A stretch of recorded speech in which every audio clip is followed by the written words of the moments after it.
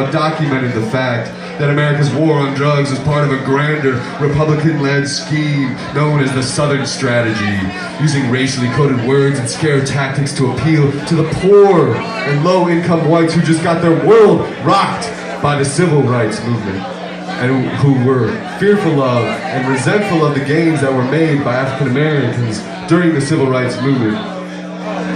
And so this state of fear and anxiety created a massive political opportunity, and the Republicans were able to pull many New Deal Democrats over to the get tough Republican side. Preach it! President Richard Nixon's former chief of staff so eloquently described the Southern Strategy as such: the whole problem is really the blacks.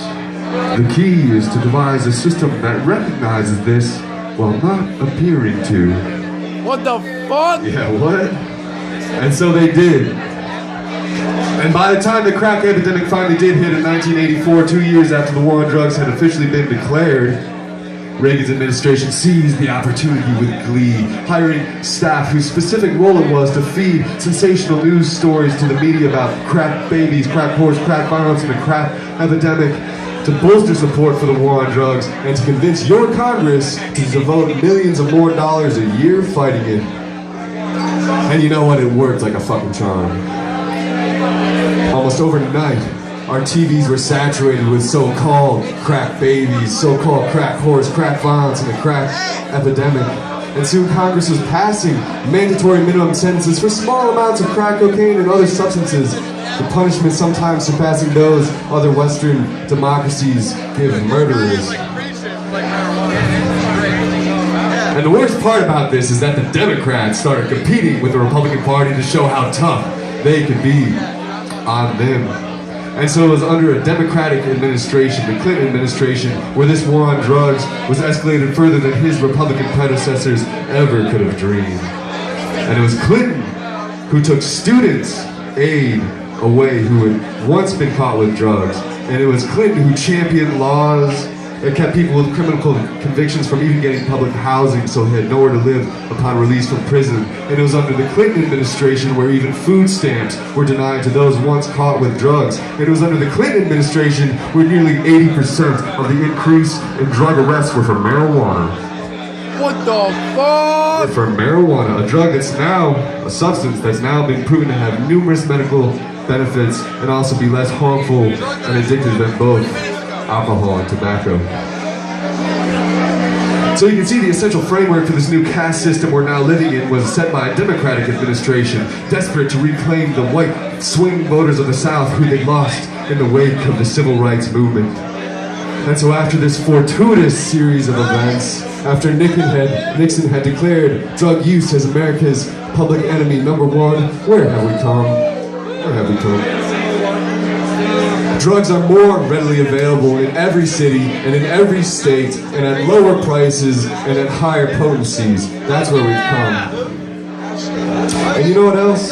High school rates of drug use are the same they were 40 years ago. And you know what else? What's worse is that our death rates due to overdose have never been higher in this country. And you think after 40 years, maybe that would be one thing we could get right, maybe less people would be dying from drugs. But of course, that's not the case.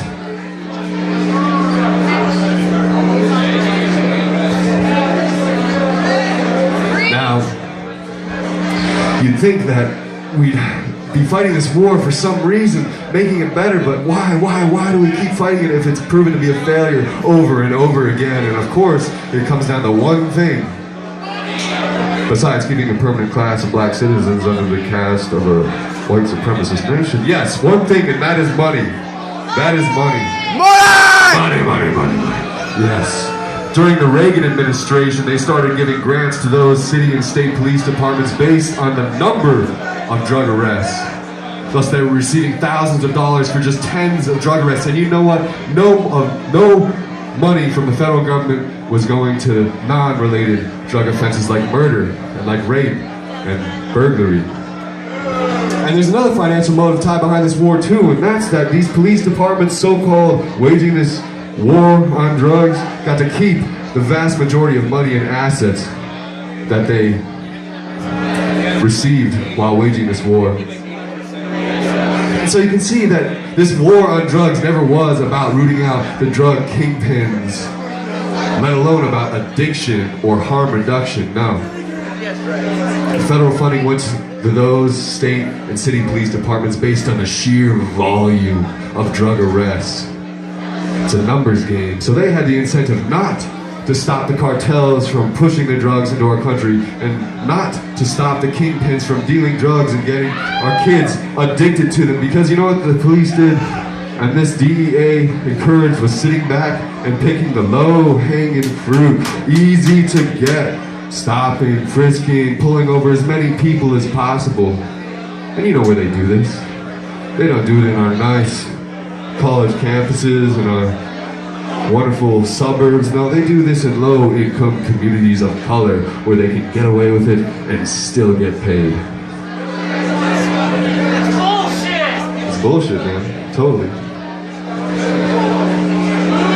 And so you can see that all this money that we're losing in this drug war is just flowing into the pockets of those who were sworn to protect us. And I also like to point out that in the last 40 years we've seen an explosion of imprisonment. 50,000 prisoners in 1980. To 2010 there's 2.23 million incarcerated adults. The American population accounts for 5% of the world's population, yet the number of prisoners we have is 25% of the prisoners around the world. That means 1 in 4 people behind bars is an American citizen. 1 in 4 people around the world. And along with this explosion of imprisonment spurred on by more intense criminal laws that keep people in prison for longer, we've also seen a rise of for-profit prison companies who benefit from keeping you and all of us in prison for longer. So it's up to every American right now to stand up against prisons for profit, and to stand up against the ever-growing lobby whispering in our political leaders' ears for strict laws, harsh punishments, and longer sentences.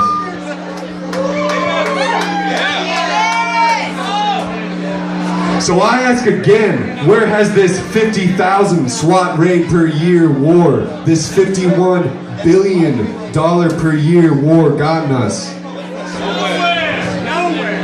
In 2012, we had 1.55 million adults arrested for nonviolent drug offenses. That's where it's gotten us. And in 2012, we had 2.23 million incarcerated adults. 1 out of every 108.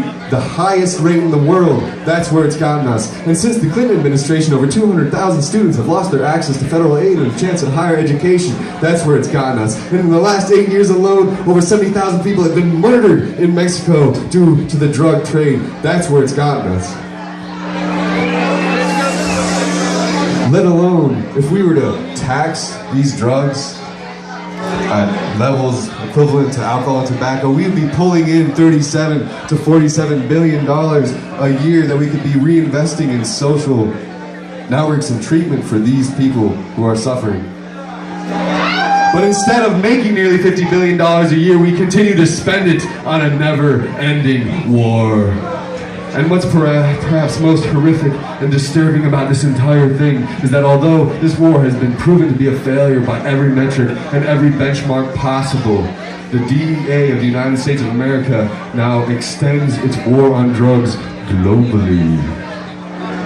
The United States of America's DEA now extends over 6 continents, ranging nearly everywhere from Paris to Kabul, Africa to Asia, and of course we have a massive presence in Latin America, especially Mexico, Colombia, and Peru.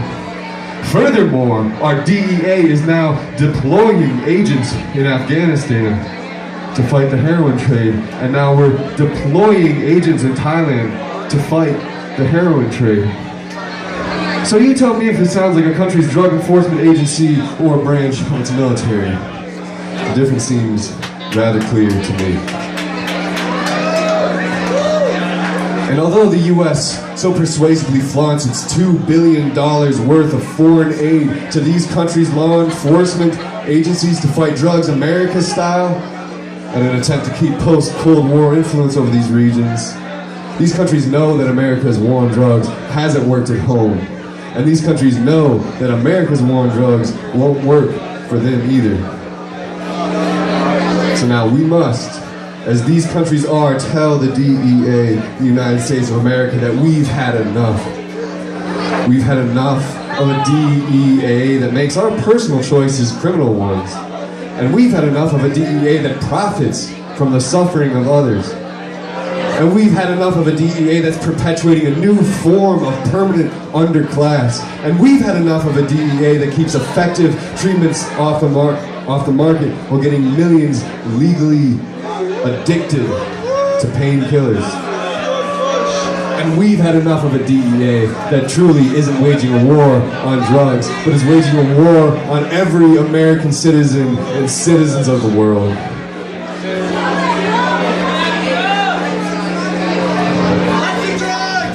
Yeah. Man. So, now you know, folks, the war on drugs is a hoax. It's a complete fallacy. And it doesn't serve anybody's interest except for those who are making money off of it. So what do we do from here? Well, if you didn't believe anything I just said, I encourage you to do your own research and take those things that you found fascinating or unbelievable and pursue it.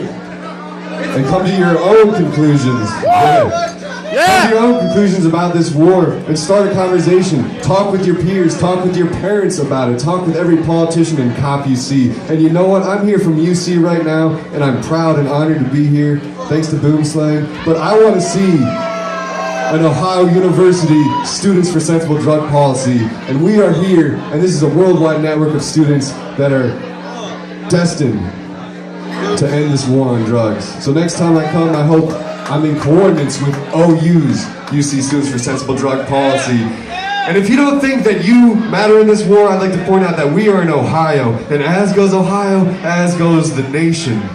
So if you want an end to this war on drugs, it's up to Ohio to tell the US and to tell the world what we want. And that's an end to this war. So let's all come together and call an end to this disastrous war. This war on morality, personal freedom, this war on effective treatments. Let's declare an end to police dictating morals and taking charge of public health issues. And imagine we give this nation and all its people what they truly need. And that's a fair shot and a free one. Thank you all so much. It's been a fucking pleasure. Now, I hope you're all ready to rage against the machine with Boomslang. I know I am. Thank you again.